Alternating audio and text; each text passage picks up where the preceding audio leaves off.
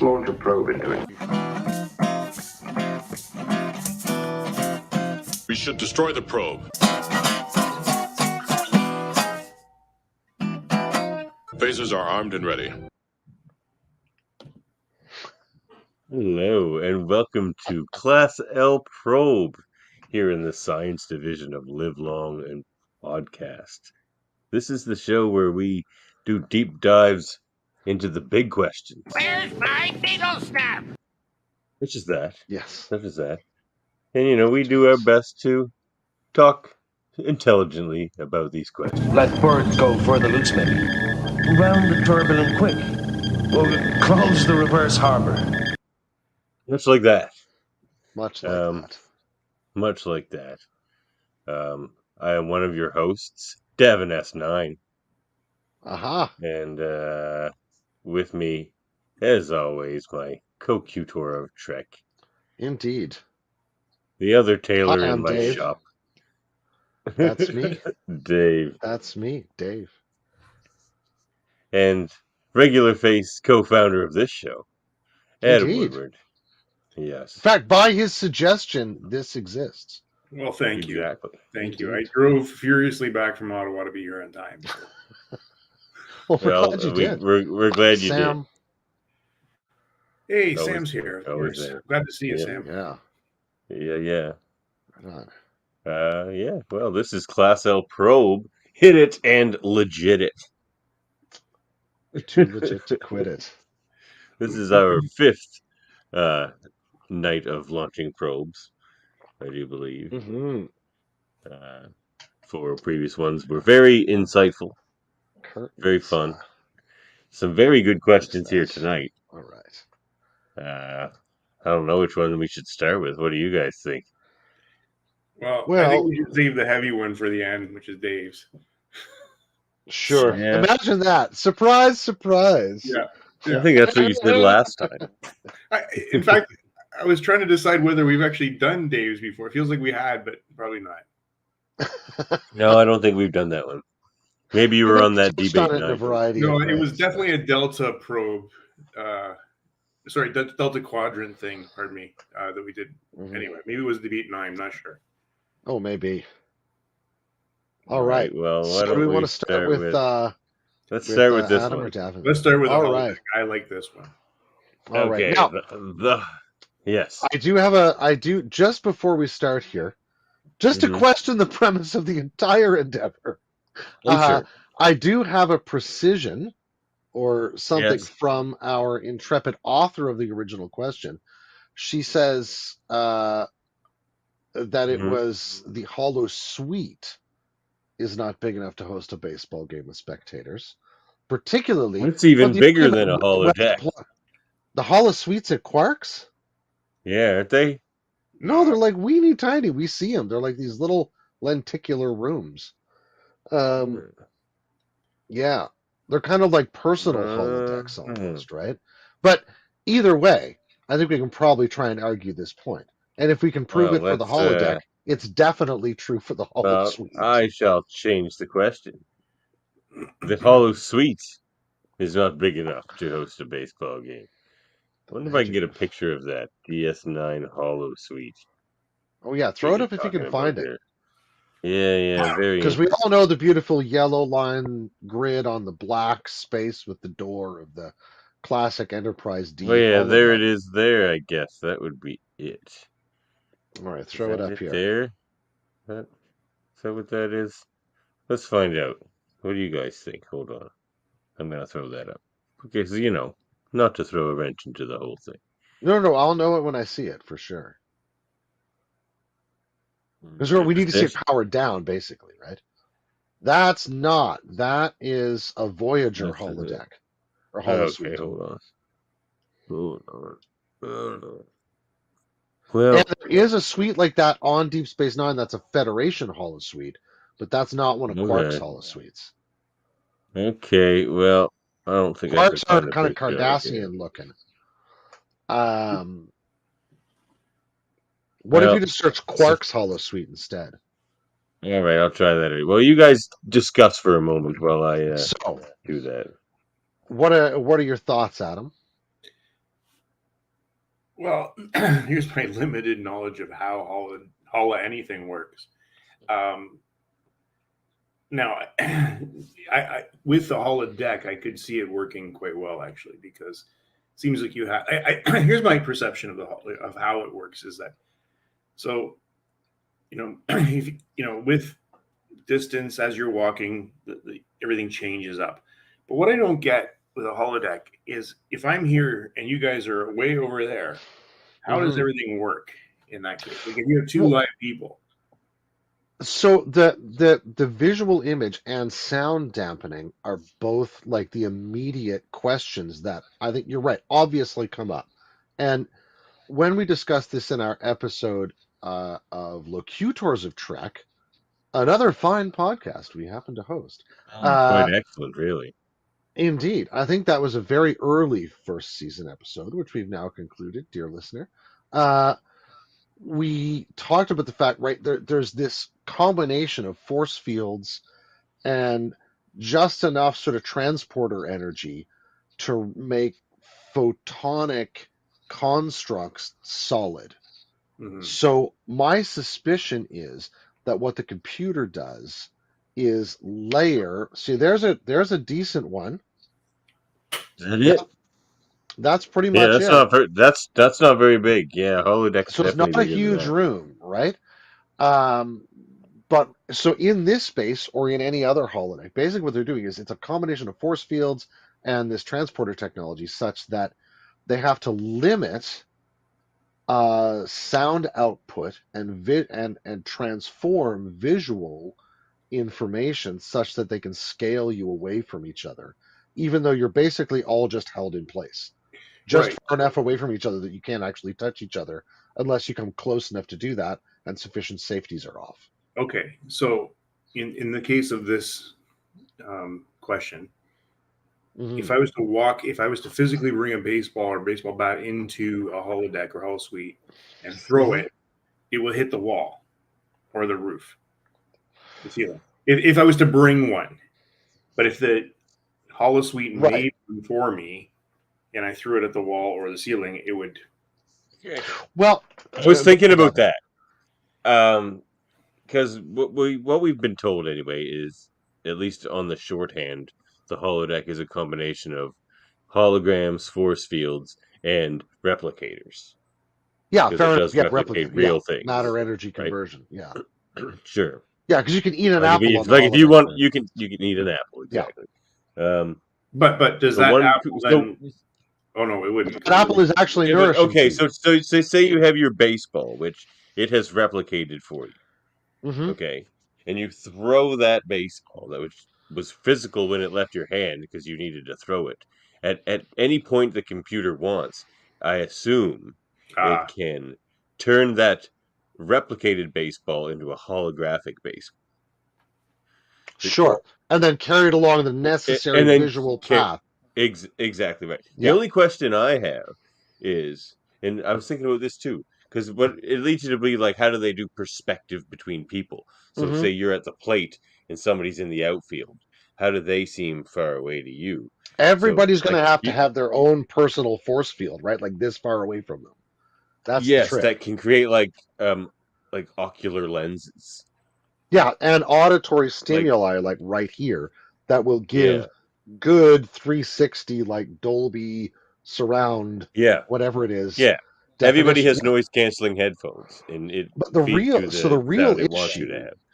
having dealt with those objections, right? The real issue is how many people can you successfully stack in a holosuite Before they punch each other. before they run out of room and have to encounter each other. See, this is where, and that's the real question. To me, the excuse me, guys. To me, the holosuite was a one-person activity. I don't understand how it could. Well, maybe it could. What do I know? But holodeck, I kind of understand. It's much larger. Mm-hmm. But you're right. The holosuite seems more intimate and personal, and like maybe 1-2 people at most, right? Yeah. Because in that size of a room, realistically, you two could fit people like being held at either end. See, here Maybe a the few, problem is in that baseball game there was 2 teams. right? Like to get one team in there, that's one thing. And I don't know moreover, about this. I to don't know about stick this at them all. to stick the 2 teams in separate holosuites would Okay, be and then link them. equally insane. Could you do that? No, because what if you have to tag a guy out? Right? Then you have to tag They their would have to be holographic representation holographically in your project. space. Right? It's going to have Oh to my be real god! time madness. Mind No, you, that's fine because the holograms do feel real to the people who are in the holodeck. maybe they're using all of the holosuites. Now, do we know where the game actually takes place? Do we On know one if of it the takes place at DS9 Quarks? holosuites. Or it Yes. doesn't take place aboard the Vulcan Starfleet ship? No, no. So they play because I think they do play I mean, I aboard don't. Maybe DS9, they right? don't say, but I just Because always they assumed it was practice aboard Quarks. I guess DS9 for sure. they do. And Quark, we know, has It at just always least a seemed. half dozen holosuites. It just seemed like the same field, but I guess it's just Mm-hmm. the program, so that Yeah. program could go anywhere. I don't know. Then I don't know. I mean, I guess if you had, I mean, we could turn it back to Holodeck then. If you think maybe this happened on the Vulcan ship, then maybe Or it if they're would doing go some kind of Holodeck. But linking maneuver or something, maybe you can have lots of people everywhere. But so far, I don't think we've poked a big hole in this, though. Adam, you look like you got something brewing here. No, no. My problem, and this is where I'm having a hard time getting my head around it, is I can see it working. The problem with the whole thing with baseball is a flat field, Mm-hmm. people in the outfield, far away, a ball going back and forth or anywhere, high, low. I do like the idea that Davan, that you said that the replicated ball could turn into a hologram. That makes sense to me. Mm-hmm.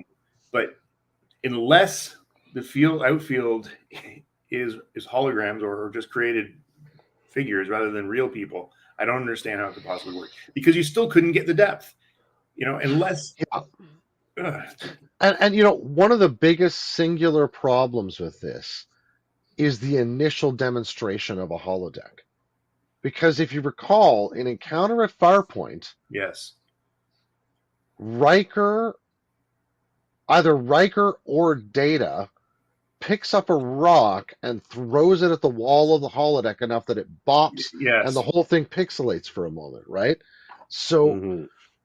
there's some, and of course, the holodeck's a narrative device. This is all for the purpose of allowing them to use outdoor spaces in space at their whim. And like the whole thing is the most wonderful theatrical device. And in that sense, it's unimpeachable as an idea for a sci-fi show. But okay, so in since you're terms of using, the practicalities, we do run into these really deep problems. but the experience one you just talked about, because that's, you remember that episode where Barkley, of course, Mm-hmm. was creating the crew members. So you had Geordi, Riker, Picard, the Three Musketeers essentially. Mm-hmm. But as Deanna or somebody, I think it was a doctor, no, probably Deanna, can't remember which one. Anyway, they entered, and as they went through the holodeck, you encountered more and more. That was very different than what we had seen before with the Yes. Encounter at Farpoint. Yes. Very different. There were like at most 3 people, and they were never far from each other. Right. In some respects. And at that point, then I thought, okay, so as I'm walking through a meadow or a field or whatever it is, like landscape, the whole holodeck just rotates and shifts. It's almost like I'm walking.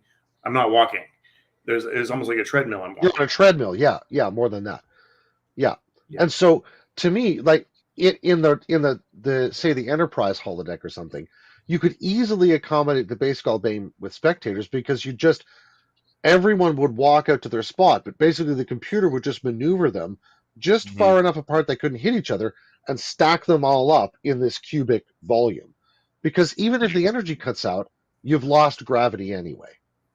So they're just going to be like, oh, well, I'm floating in space. At least the OH&S hazard is not that significant if the holodeck is off. Hi, Badgery55. And Dave chiming in, there has to be a limit to the number of people that can fit in the right. space. Yeah, definitely. So That's the limit. That's the biggest limit that's we've come across here. that's the most significant limit. Well, look what I have in here in my hand. I have the Star Trek Encyclopedia hardcover Oh, by Michael and Denise Okuda, so they would know. I should have grabbed my tech. Yeah, I was And going to grab my tech manual, but I didn't Yeah, have yeah, time. they shelf define that lives on holodeck down. matter. They define holodeck matter as a partially stable form of matter created by transporter-based replicators for use in holodeck simulations. This material is stable only within a holographic environment simulator. If removed from a holodeck, of course, it degrades. Because it And needs that yeah, continuous reinforcement, right?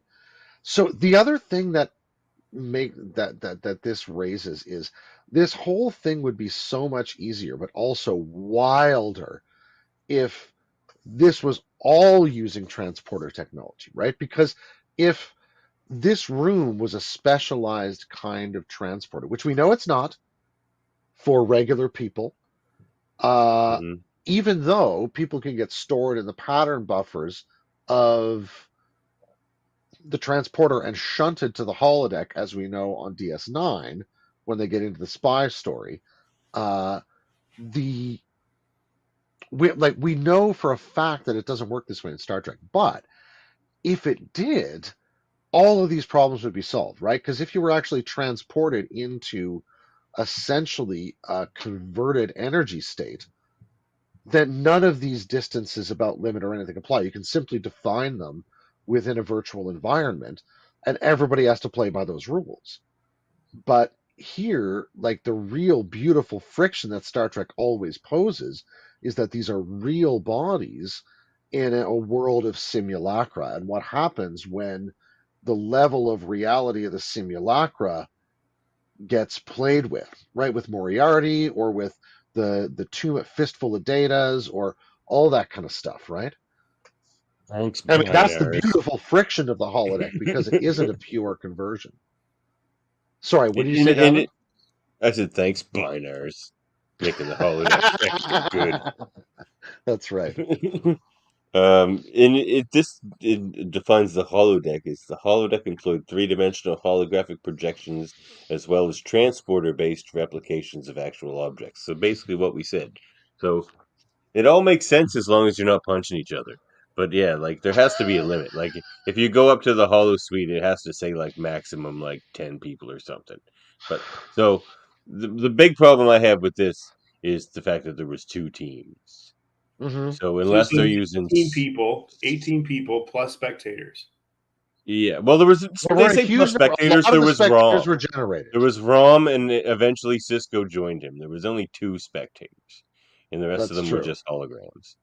So the spectators, But we're still I'm dealing not with much. then And he was sitting 20 pretty people much right total. behind the dugout, so it's only another couple feet. I'm not too worried Right. about Rom, But but we it's do just have the a two whole teams. baseball diamond otherwise to cover, right? Yeah, And that yeah, is a in huge the space with outfield, all yeah. those people. Um, Now, Yeah, the other thing to throw into this is that sometimes people do bring stuff into the holodeck, right? Jake true. Like, and Cisco bring gloves and a ball. In yeah, fact, the ball usually. that Cisco would take out of his office to take there, I suspect. Well, that's True. So Uh, you that's when assume the it baseball's cannot real. work. Yeah. It can't work then. and Because I, If the baseball's real, it can't work. Jadzia and Worf also bring in Batleths. batleths and mechleths. Now, which could, admittedly, those could work more easily, yes, right? But Sure. you're right. The projectile is the real trick. And sure. Data's already shown the Yeah. projectile can defeat the holodeck. I mean, listen, you hit one fly ball, it's bouncing off the ceiling. End of story. Right? And it's like crack. You've broken the emitter, and you're like, oh well, now there's a hole in the sky. And people, and they show people in the holodeck know, like they seem to have spatial awareness. They if they want to hit the wall with something, they do. They're like, oh, the wall's right there, and like you're like, oh, Mhm. well, how did you know that? But so I don't know. Like they almost have Yeah. spatial awareness. Like they almost know when you go into the holodeck, you all just sort of fan out, and then like And maybe I that's don't know. part of the sort of dance of doing the holodeck, right? They've been doing this for long enough, maybe that people have figured out how to Just like we all know that we like dispose ourselves along the furniture in an angle toward the TV that none of us are going to like lose picture quality too badly. But we don't all sit on top of each other on the one piece of furniture that's direct. Well, if you're the dog, you don't follow these rules. See, But but you know, here's the thing, though. Even in a holosuite, this is where I have a hard time with. I mean, if you throw that picture back up again, like even if you have 18 people, Mhm. 9 in the dugout. Sorry, one not 9, but one pitcher, whatever. You know how it works. Anyway, yeah. there's no way you could put 18 people, never mind the fans, in there, and they're not like Dave and Davan. You know when people are close to you, you feel it. And Yeah. Oh yeah. Oh, you Yeah. have that The kind of 18 thing, people. right? What if? Okay. What if? What if? What if? I mean, the baseball being real really it seems to add a problem, and the baseball bat, because even if it's 9 people and you're swinging a baseball bat, I feel like somebody's getting hit. But I imagine, given that they're Vulcans, they're going to want a regulation ball, regulation bat down to the gram, to the centimeter, millimeter. So they're true. going to be pine tar in there, man. right. They're going to No. be holographic. They're going to be holodeck tools, is my suspicion, so the computer can make them accurately. But still, I think this question, in terms of DS9, really comes down to how many holodecks are available and Yeah. how many people can you split into them. Because if you That's can what I want sync to enough, know. like Yeah. O'Brien's day, is O'Brien playing on the team in that episode? He's coaching because he pulled his shoulder again. Oh, that's right. But like his engineering staff must be miserable for those few hours that the game is going on, because they're going to have Yeah. to like, Oh keep yeah. all of these holodecks running together simultaneously. Because I mean, how many holo suites does Quark have? I think he's got what, half a dozen, maybe. Yeah. There's a few. Yeah. So if you could separate it 3 or 4 people per holodeck, so that they could all be synchronized onto this field, Yeah. That's what I want to know. Because if you I can think do that, it's got to be then something. I'm okay with all of this. Like even the Yeah, but real if you're ball trying and to fit bat. them all If into you can, one, that's madness. yeah. If you're trying to cram them into one, I'm not buying it. I can buy it too. If that's what happens, I can see it. But not I bringing wish their we had own an ball. answer to that. That's the. I wish we had an But answer to that. but that Yeah. even says to me then further, you cannot bring your own ball in if you're going to have your own. If you're going to be in multi suites. Well, I That's guess the it would just be what regulation a play, real ball baby, for eh? you, maybe. No, it could never be. No, here's the thing: it could be a real ball because it said in that description transporter-based technology. So even if Oh, you you're think it like, would they could grab it still with like, its momentum? well, it would Right. just like transport the ball where it needed to go. So if it needs to, like, if you're hitting a, you're pitching the ball, then the pitcher has it. Yeah, Then but it that would always transports be. I from. mean, okay, that's interesting. But for a game like baseball, there's always a delay with transporters. It's not instantaneous. Yeah, Oh, the one thing is like holodeck technology seems to be really, really good and really fast. It takes a lot of power. but now, I mean, so there's the other thing. So there's that wonderful moment in baseball where I forget who the pitcher is, and you guys may know. A fancy Dan? Now Yeah, that's a fancy Dan. he throws the ball and the pigeon explodes, right? Like the thing you can't Oh, replicate in yep. baseball. And now this goes right to the heart of Deep Space Nine. And I think it's why this episode is one of the really interesting episodes of the show. Because the whole thing is playing at this one of the Yes. central metaphors of the entire series, right? Which I is believe we've made this not, metaphor on a Locutors of Trek before, so go we back and may check that well out. But have, definitely yes. make it here. Make it here for sure. So, in the pilot, of course, the fundamental metaphor Cisco uses after we're introduced to he and uh, and Jake is the metaphor of baseball, that there is this element of unpredictability, and what we're literally playing with is the fact that we don't know the future and we have to react in quote unquote real time, you know? And that element to me would be just complete madness. And of course it does that, Dave. Absolutely.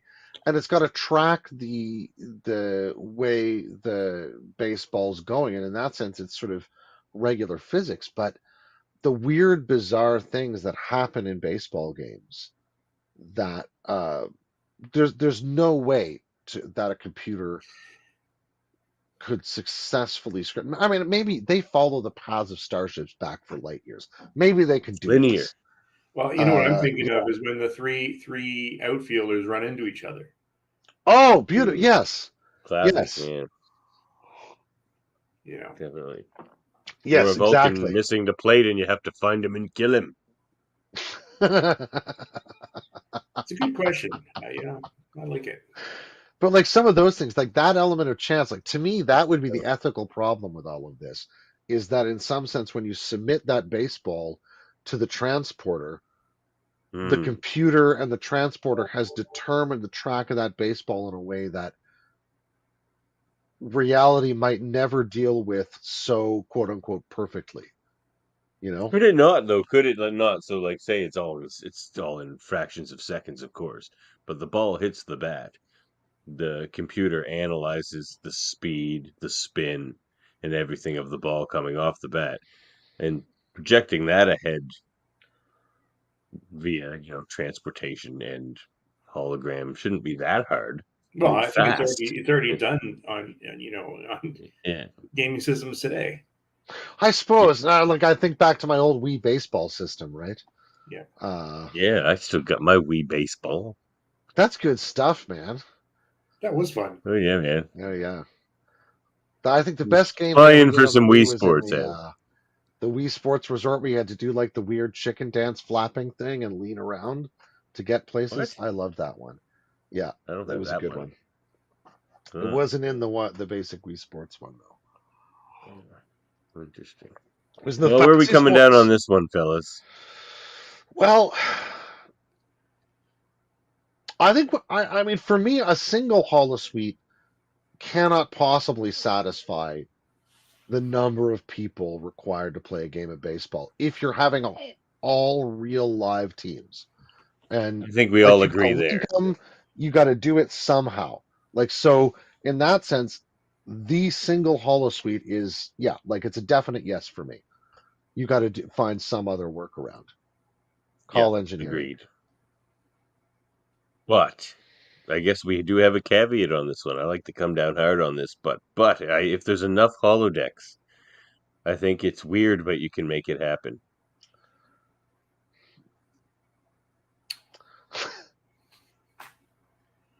Arguments? Well, I mean, anything can happen. Like it's Star Trek. I mean, or I think we have I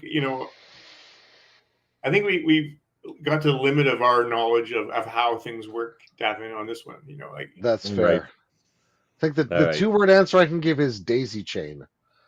Daisy chain, yeah, exactly. Daisy chain those holodecks, and you're all set. Yeah. Agreed.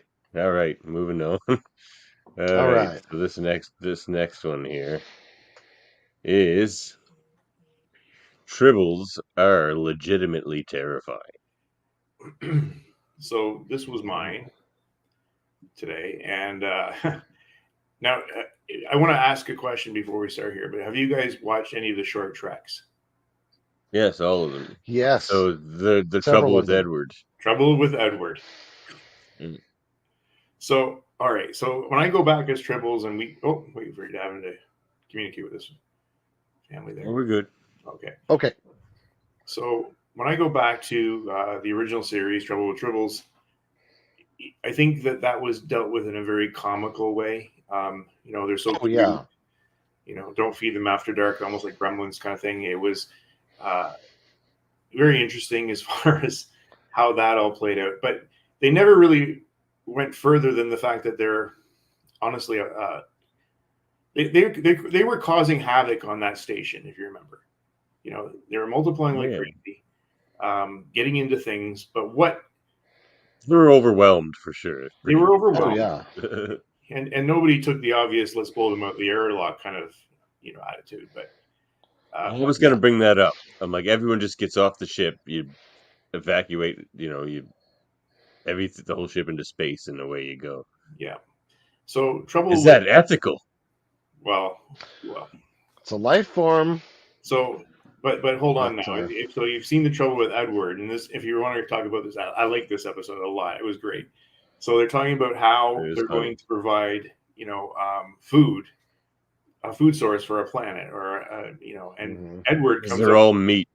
That's right. They're like a scallop, if you remember. They're like a scallop. Yeah, exactly. A fuzzy little scallop. Yeah. Because they don't have a skeleton, they just have like muscle and hair, right? Right. So then the debate Basically. at the science table there, comes, well, why? How could we do that? That's unethical. And then Edward goes, well, I could genetically engineer them and dumb them down. Mm. Right. Yeah. Yeah, it's just I love it. That's his answer to it being unethical, right? It Let's isn't just bad. horribly mess with their. It's like, we'll just make a dumb one, so it's okay. All we do is just throw. Like, we already begin to see the problem with Edward. Yeah. Yeah, and they're part him now. He puts his own genetics in there because he wanted them to be bigger. But I More also meaty. thought it was, yes, they did that, but he also, Yeah. they're talking about how how do they taste? Well, he ate one. Of course, he tried one. Yeah. Like chicken, right? Like, know what he said? Everything tastes like chicken. Yeah. But he's eating himself. It's a It's great twisted. Matrix Like joke. the whole Edward thing.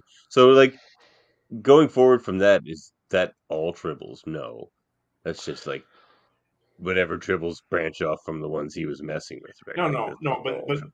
But let's, in both cases, so they're multiplying like crazy in the old series, original series episode, and they didn't explain how they got a handle of that, other than they fell over Kirk at the end, and he gave that little weird Kirk look, and everybody laughs, and it's the end of the episode, right? Yeah, like that's as far as it goes. But we do know that the Klingons waged a war against Tribbles at some point, right?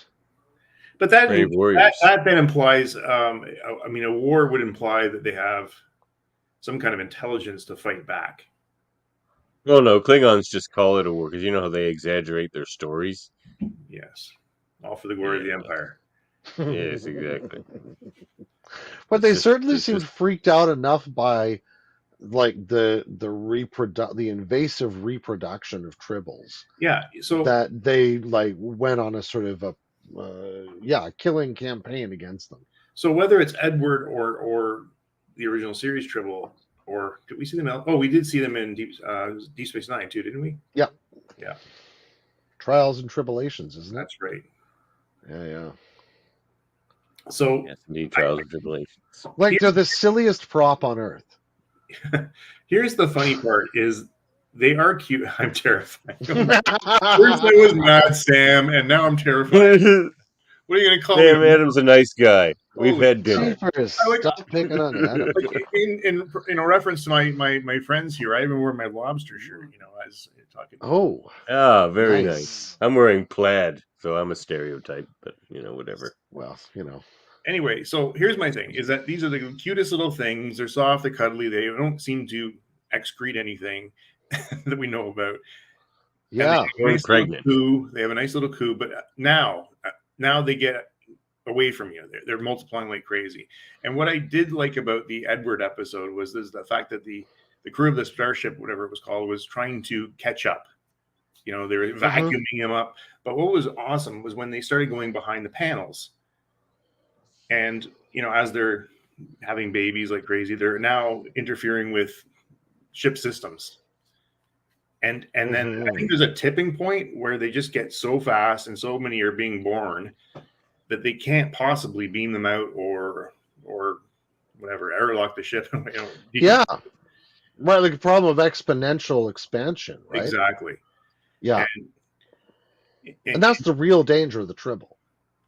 That's the real danger. So if you were in a space, or not in a space, but if you're in a ship or on a station on a planet with no atmosphere around you, you have nowhere to go.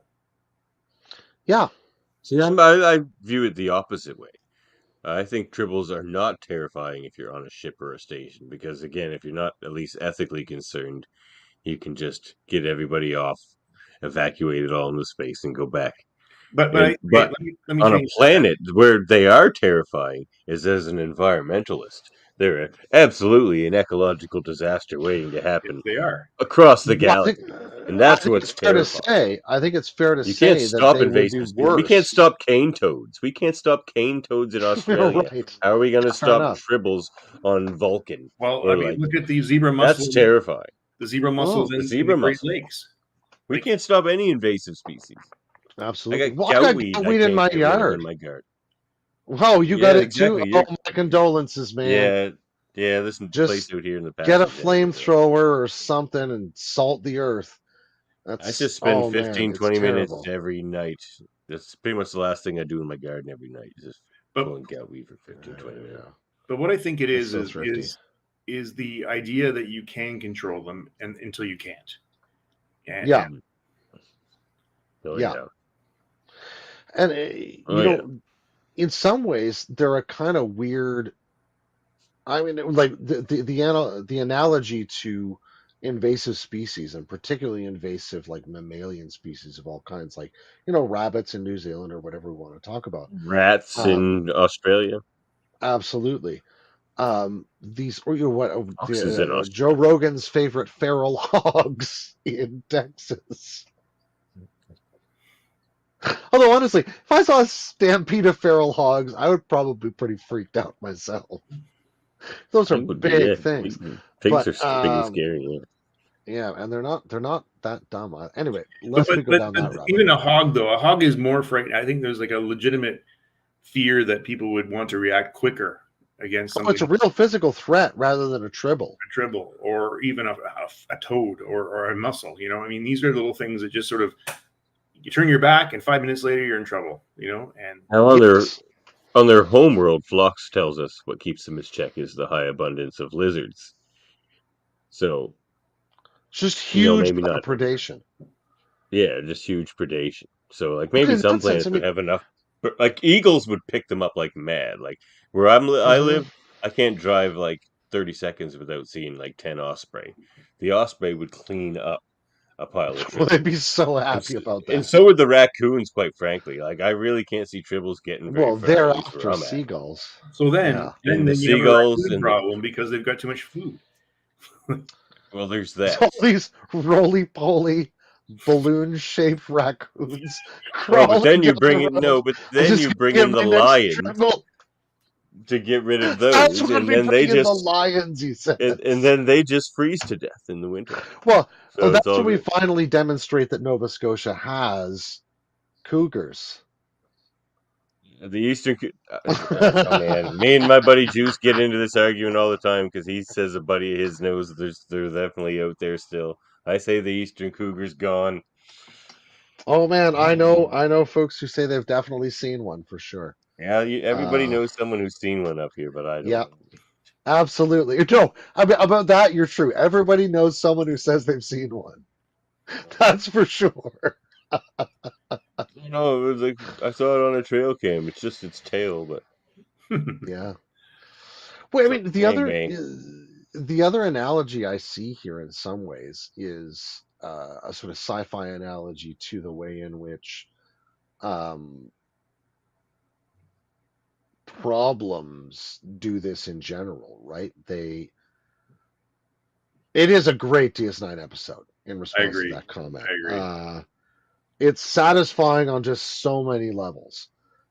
Even like the way they filmed it, like the every level, it's just great. Yeah, it's a wonderful episode. You know what though, Dave and Davan, they haven't think about the Tribbles. They haven't overdone them over the years. Every now and then they touch on them. Even this, I mean, short thing came out of nowhere. It's just like, oh wow, they're doing. Yeah, but it was a short 15-minute episode. That's all we needed. Thank you very much. Mm-hmm. And yeah, exactly. I think you're quite right. And even in that episode, at the end, remember when the captain was being, court-martialed or whatever, questioned, and then like, somehow they got to the surface of the planet because you call an international or not an international, but a galactic incident because they made it to the planet and started reproducing. So to your point, Davan, like somewhere along the line, like there was a big problem created. Not only ecologically, but certainly they lost a ship, they lost a crew member. And they ended up in a galactic incident over this. Yeah. So I do believe they're terrifying. Cute but terrifying. Right? Yeah, As an not in a environmentalist, I'm traditionally terrified. yeah, but it's just they're always going to win by the math, and that's the real horror of it. Hey, you'll never It's get not every even that last they mean one. you any harm; they're just going to destroy you by accident. It's like how Alberta says it's rat free. It's like, get out of here. Give me a bag of corn in 24 hours. I'll find you a rat. Well, I mean, and honestly, compared to like provinces, say, like ours, full of Here. port cities, There calling yourself can't go 10 feet rat-free with seeing one is, of them. by comparison, fair enough. Mm-hmm. We For expect them in some respects here. Yeah. All right, so So on to our I think we our all third I think we installment all here. agree that Tribbles are legitimately terrifying. You know, fellas, we've been talking Yeah. into the wind. We haven't even launched any of these probes. Now, What? I even have I even fashioned it. I mean, I'm not wearing my engineering outfit, but I do have an engineering outfit I got for Father's Day. Oh, I'm wearing it. what? Well, yeah, I'm not well prepared here. Have we already said Um, Happy Father's Day to each other? Because I've forgotten by yes, now. happy Father's Day, y'all. We're Indeed, all fathers gentlemen. here. Happy Father's Day to Hmm you That's guys. right. Yeah, Yeah, yeah. and to all those It- fathers out there or father figures out there, Or Happy those who Father's have Day. fathers. Oh, or father figures. We got it all covered. And of course, the greatest father in Starfleet history, Miles Edward O'Brien. No. Oh, Well, that's an interesting. Yeah. Actually, that would be an interesting I was topic. going to say, now Who's there's the a great, greatest father? yeah. We know it's not Cisco, by the way. Ooh, Joseph or Benjamin? Yeah. Joseph's not a, Um, well, oh yeah, cripes, never mind. yeah, So I I mean, just it all opened back well, up in my I head got there. I rigged up a fancy new probe here in the engineering All department. So let right, me launch that. send off the See what I first can two go for through us here. anyway.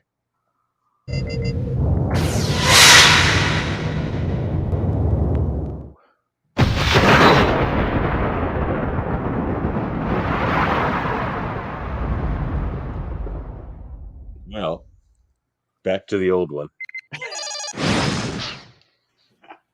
Oh, fellas. All right. It was. Fancy. I'm retiring my yellow jersey. It Getting sounded like it exploded, man. It sounded like it exploded. Did a little bit. All right. Yeah. Well, So here's our the last one. Vidians. Yep. Why don't you go ahead there, Dave? Well, the Introduce Vidians should be the first Delta Quadrant society considered for Federation membership. This The is one I Vidians, brought to a as debate we'll 9 one recall, time. I that's do right. find this one interesting. I think it's a great. That's I where think we it's a talked great about point. this before. I was trying to remember where we had talked about it. I think I was on that. Yeah. I think Yeah. you were on that debate. That's right. So Yeah, the the three of us. Vidians, of course, this species that were afflicted by the phage for 2 millennia. By the point Voyager meets them in the Delta Quadrant, they have various It's interactions so with them. insanely long to think about Right? afflicted by a disease. Like imagine the Black Plague lasting 2 millennia. It's like unthinkable. Like you can't even Or imagine what COVID. state of society would be in Right? if COVID lasted for like 2 millennia. Yeah, We 3 years was bad enough, guys. Like, Yeah, I know. Like, exactly. Right. I mean, and and it's exactly, and it's still circulating around. It's just at a point where it's sort of endemicized, no one right? cares. It was just like I've well, had it's it. not killing people. No, Knock on wood, yeah, cross fingers, do the things, right? exactly. But right, so yeah, exactly. This is an extraordinary disease, the phages, right? It eats their internal organs, it eats their skin, it messes with their DNA, and it's forced them to develop this incredibly potent medical technology that allows, and medical transporter technology. We're really hot on transporters tonight, interestingly. But As we that hear the best medical technology like we've ever encountered in Star Trek exactly. by And a the pretty doctor significant margin. comments on, yeah. Mm. And they steal Neelix's lungs, I think, in our first encounter with them. The They just second transport time, them out. Like they just take your it was body like, parts with transporters. It was like zip, zip, yeah. zip. And I mean, the rest of the series, Neelix is operating on one of Kess's lungs, I think, Yeah. Yep. True. as I recall. Yeah, they don't mention that again, I don't think, but it's true. Not really. And they have him with those holographic lungs for a while, and those are breathing for him. That's an Oh, intense that's right. They episode. have to like completely immobilize him. Oh my! Can Yeah. you even imagine? Like, oh, I would. Yeah, he says as he's Oh sick of yeah, the immobilization, he's just like, all right, I'm done with this. Like, I can't just not move forever. Yeah, yeah, it's yeah. It's just crazy. like, let me go. I can't Yeah. do it. So they leave him in an absolutely awful position, and this is, I mean, this is really the sort of acme of their development in this direction, right? That they've divorced themselves from compassion for other living beings while developing the most sophisticated medical technology known. Mhm. So that being on the one side, I Yeah. still think there are reasons to consider them for Federation membership. So the But I'm question interested here to hear your is, thoughts. so like you said, they've given up their empathy and their compassion Hmm. for other beings, and their moral, Largely, anyway. yeah, largely, they. I mean, they don't seem to feel good about it. Some of them seem they're totally on board and don't care, but you're like some definitely like Yeah, but we meet what's it Pell, I think is her name, Pell, yeah, who has a very different view and represents a Laura Pell or segment of their something. population. Yeah. Well, So So there is some Schmallis, dissonance. she names him Schmallis. but don't That's forget, right. was that the episode? Was she when they separated Torres from her Klingon side and her human Is side? that the same episode? Anyway, No, That is no, definitely that is definitely done by a that is a Vidian. Vidian episode. Yeah, Absolutely, that's a Vidian episode. I don't know if it's the same one, but that's they terrifying. Oh my god, they that is needed like a pure horror Klingon story DNA. episode. Yeah, Yeah, it really because they can was. resist the phage. Yeah, Um, I think her Klingon side dies in that episode, doesn't it? yes, I it think. sacrifices itself for her. Yeah. For her So human side, which it just amalgamates them both in the if end. So B'Elanna dies she's just back to gloriously in normal. battle, she'll get to Stovacor twice, which is interesting. It's something to think about. Yeah, I mean, yeah. her human version, her regular version, won't want to be there at all, so she's just gonna leave. No. So there's still only ever gonna be one B'Elanna in Stovacor, if we're gonna be honest with that. The other one just every day like gets up and runs for the exit while everybody else is like, "Wee!" Yeah, Yeah. that's the Klingon So the version of the question here, prisoner right there. the way I see this question, so you have a race who's done that. Been doing horrible things and have Yeah, shown no Federation-like qualities for millennia at this point. Like we've argued on the Debate 9, can the Cardassians be accepted into the Federation after being evil sure. for like a few generations? But like, so how But how quick is this turnaround so on these Vidians? Great as I question. understood Even it, despite their technology, which huge benefits, would save billions of lives. Sure. So that's the Yeah, question. yeah. So what were we saying there, Adam? I was just trying to figure how. So they were able to cure the phage and then they started showing what Yeah. they were before. So they're good now. As a Yeah, so they're good now. evolved race. Somewhere in the 2380s, it says they're able to cure it. Yeah. So But again, like we've mentioned, there was a large segment of that population that didn't really have bad feelings about what they were doing. Yeah, but, So, but how would like, they? if you have a huge segment of well, are they ready for Federation membership though? Are they going to be like on board with all this Well, I think that's the empathy question and because if you need to be part of the Federation, you have to hit a bunch of check boxes. I mean, somebody's judging you and saying yes, you can come in because you do all of this. But somewhere in there's probably got to be a war. You're not a warfaring or a belligerent race of people that are going to or hasn't done something. But I don't know what the time limit between when you stop to when you're allowed in is. But somewhere in there, they would have to unite. They say that, like, so all the Vidians at least would have to do lip service to the fact that they all agree with these Federation ideals. well, Whether they and the Vidians still have a homeworld, right? well, that's where I was going to say is like you're going to have to put like obviously like a embassy or somewhere in there to watch them. Mm-hmm. I don't think they're ready personally. There's too much. a long time doing nasty things. If I understand you, Adam, your argument would be that they shouldn't be the first Delta Quadrant society considered for Federation membership. I think The they have, Latsians Be a seem a little place for more them ready, later like, on. for example. yes, I Yeah. think they have value. I think that there's always they can work towards that membership, but they have to prove some things along the way first. Well, and I think it's still possible for the Federation to engage in things like, say technology exchanges or cultural programs like they do with the Klingons. In A lot various they'd need to episodes, rebuild right? their society that the Federation could offer them, Because for sure. I mean, the one thing the Federation can look at and say is, okay, they don't need to do that anymore because they've gotten rid of the phage. But it's And almost like given that desperate element is gone, what happens in their society now? well, that's a great question, and it comes back to like how long. Even the Cardassians, like, do you wait for a generation to die off that did all that stuff? Even the Bajorans, they were just the victims, and they're taking like a decade to try to work into the Federation as they rebuild their society. So like imagine how long it's going to take the Vidians to rebuild their society to even like the Bajoran level. Right. So here's I mean, they have a real religious things, world. resistance as well in Bajor, so that's a little bit different. Well, But let me give you a real world example from this would have been 2002, I think. No, 2004. So at that time, I was working in northeast France as a guide at the Beaumont Hamel Royal Newfoundland Regiment Memorial site. And I also did some working time up at the Vimy Ridge Memorial site.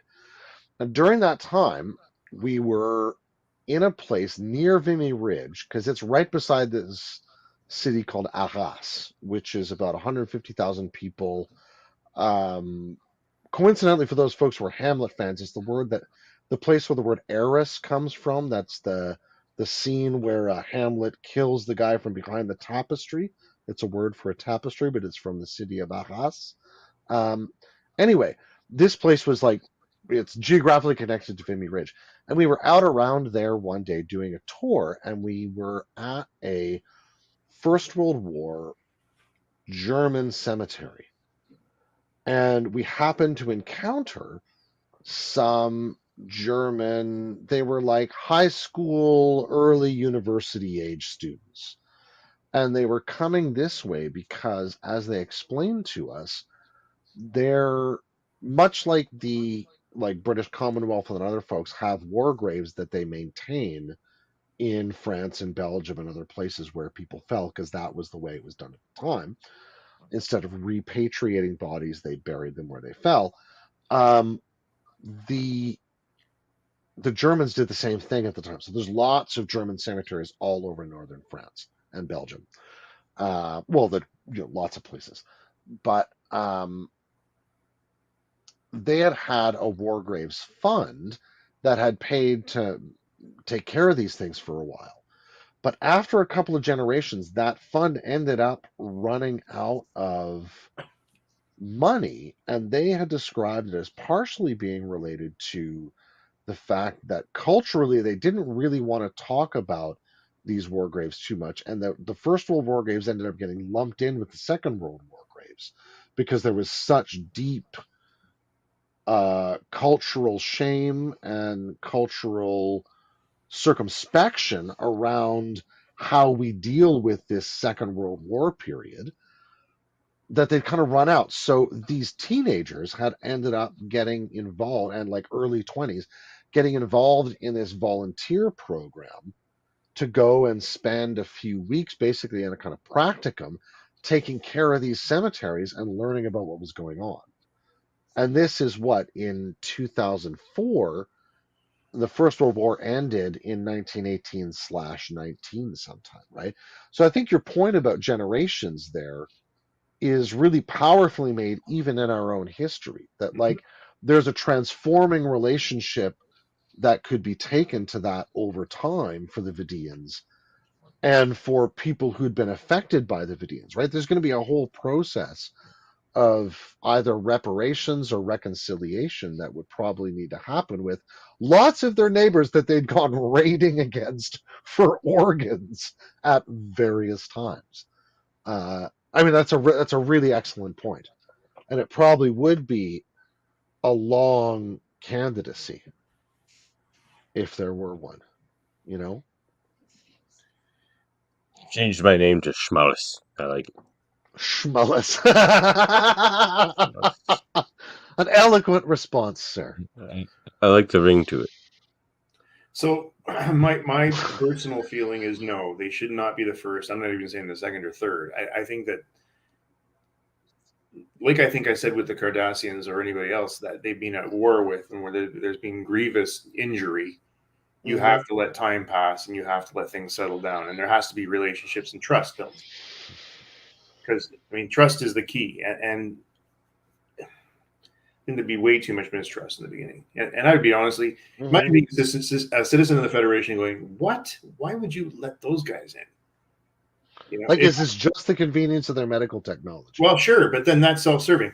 The admirals are just going to be like, yes, it's just for their medical technology, and we don't care. Oh, medical That's the admiral weaponry. People. You know, yes, exactly. They've got. Well, yeah. I mean, do you want to just vaporize your opponent's lungs? But I mean, I think your larger point, Adam, stands that like if it's not for self-serving reasons, what would be the reasons for Federation membership for society, such as the Vidians at the current moment? Okay, so. Well, in the idealistic sense, it's to join the galactic community. Sure. So this is where, and this is another topic because we're almost running out of time here. But when do you? Okay, so now we're at war with the Borg, or we're at war with whoever. Sure.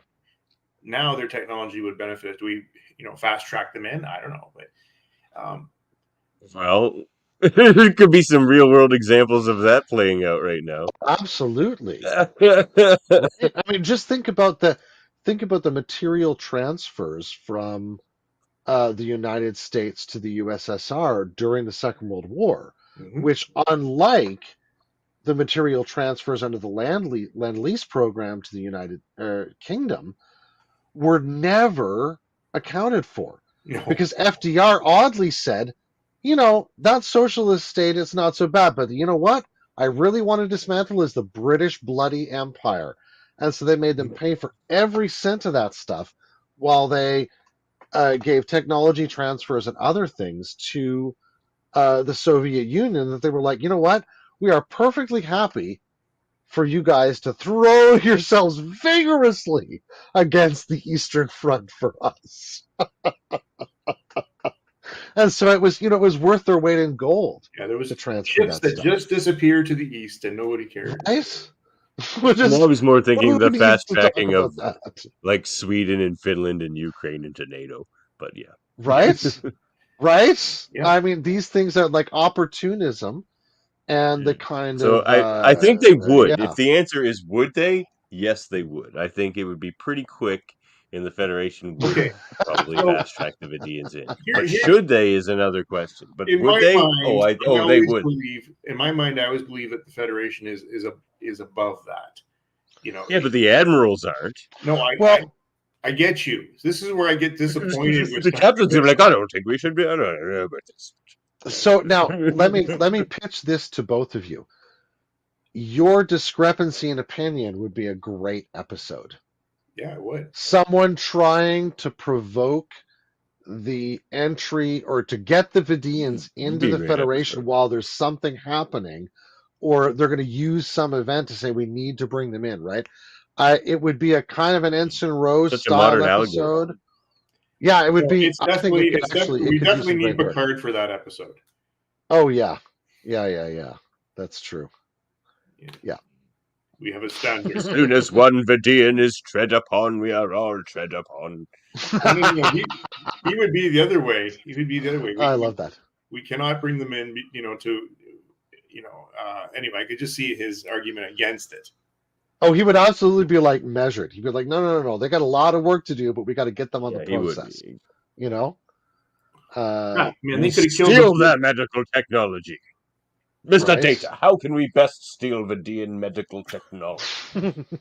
Would you like to arrange a bilateral cultural and technological exchange? Oh, Darmok. I never cease to come back to that episode. Emba, with arms wide. Temba! His arms closed. Let birds go for the lootsmen. Round the turbulent quick. We'll close the reverse harbor. Well, we should close the reverse harbor here, fellas, don't you think? So, Indeed. for me, I'm thinking I don't think they should, but they would. That's where I come down on this. What about you guys? I'm with you. They should, but they shouldn't, but they would. They want that sweet tech. And again, I'm going to slide myself through that fine needle's eye and say this is a great episode in the making. Maybe a premise for a saga episode when I get my act together and finally get that stuff pulled back together where I lost it. Yeah, Careful you don't fall off that fence you're sitting on there, fella. Oh man, she's a sharp fence. Gloomy Kegels to stay there. All right, well, this has been another Class L probe. Oh, here comes the probe back with our data, boys.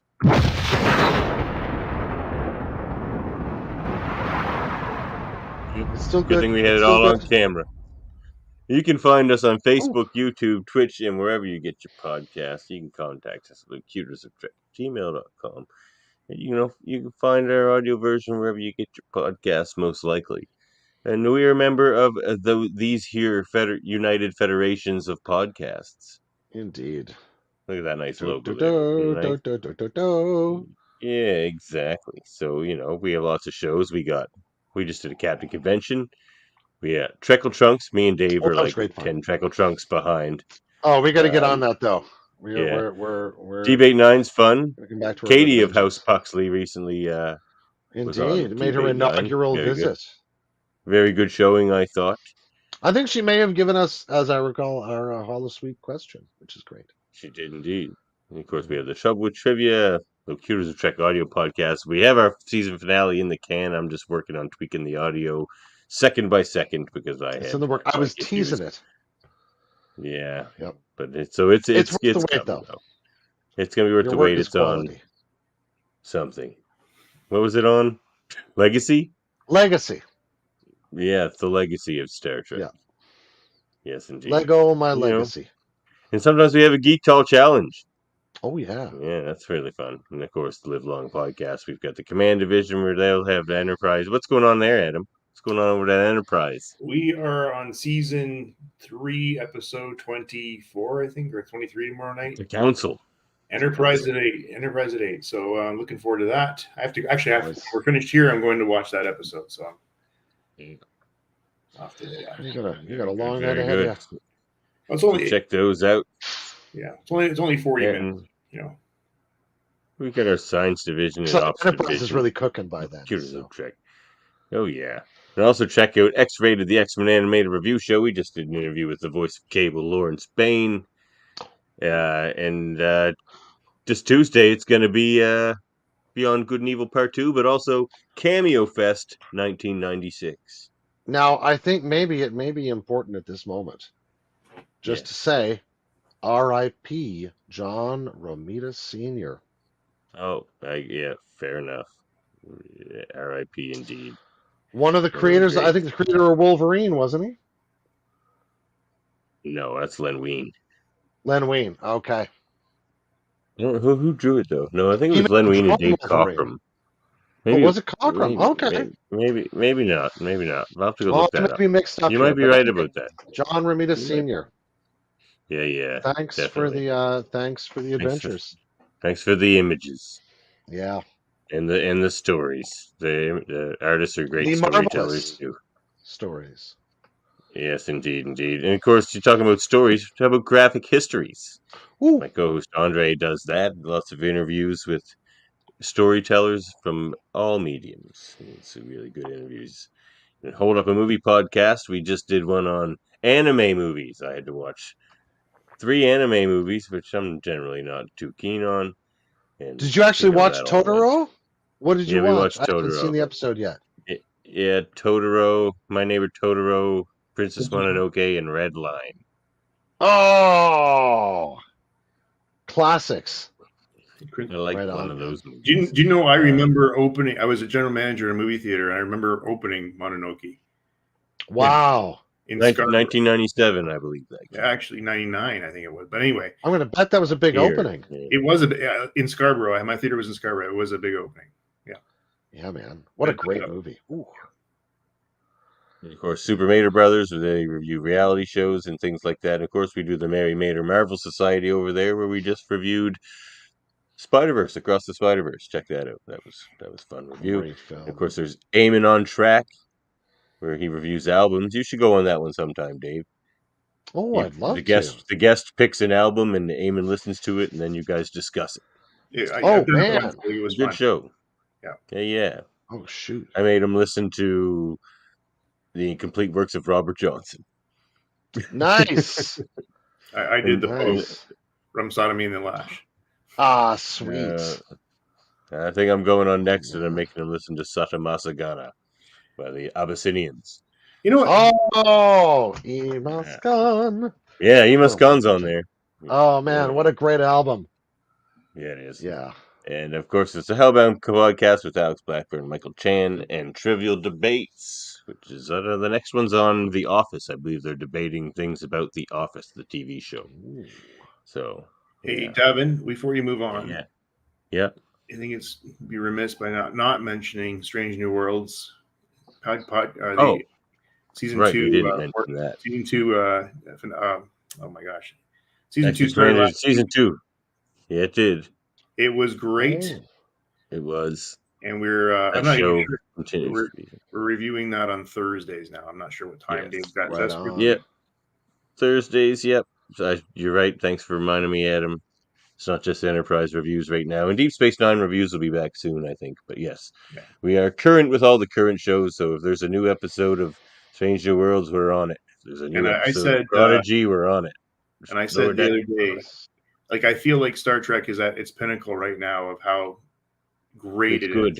Between my love for Lower Decks, Picard, and now Strange New Worlds is fantastic. Did you get season 3 of Picard in you yet, Dave? I haven't finished it yet. I had a little hiccup where I got involved in watching Barry, which is totally non-Star Trek content, but oh my gosh, it's a masterpiece. That 4th season is a painting in almost every frame. Hard watching, but good stuff. Oh, there you go. Check that out and check out Picard. That's my mini review podcast for Barry season 4 right there. 14 seconds. That's all you get. Well, we have time for it. That's right. We got to get out of here. Yeah, let's get out of here. In that case, end transmission. Launch a probe into it. We should destroy the probe. Phasers are armed and ready.